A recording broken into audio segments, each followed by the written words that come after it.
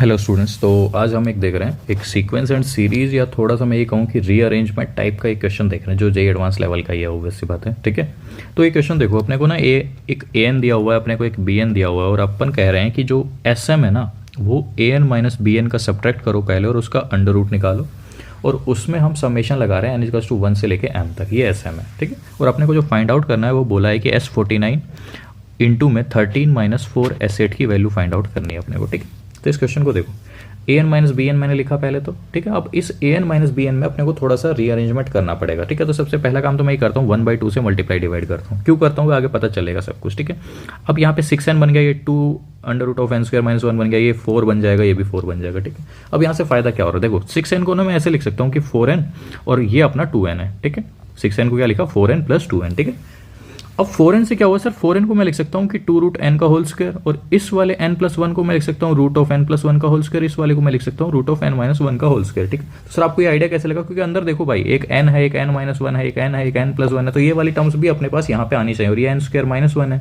जो कि n plus 1 into n minus 1 है। तो इसलिए ना अब यहाँ पे टर्म्स देखो, ये a square, b square, c square, 2ab, 2bc, 2ca ऐसा कुछ बन रहा है।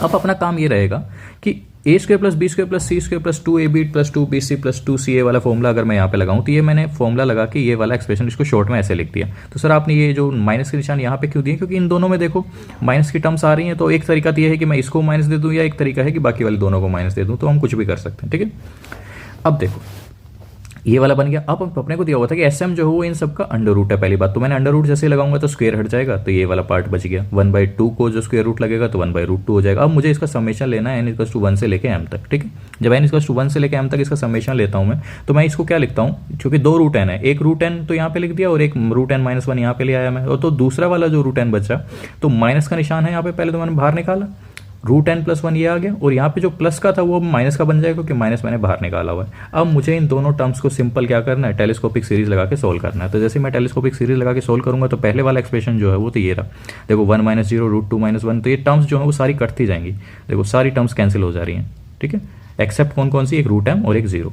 ठीक है, तो ये रूट m बच गया और 0 को लिखने की कोई जरूरत नहीं है। देखो सेकंड वाले एक्सप्रेशन में क्या क्या कैंसिल हो रहा है, सब कुछ कैंसिल हो रहा है एक्सेप्ट कि ये वाला और ये वाला। ठीक है, बाकी सब कैंसिल हो जा रहा है। तो देखो ये वाला जो एक्सप्रेशन है वो अपना पूरा ये बन गया।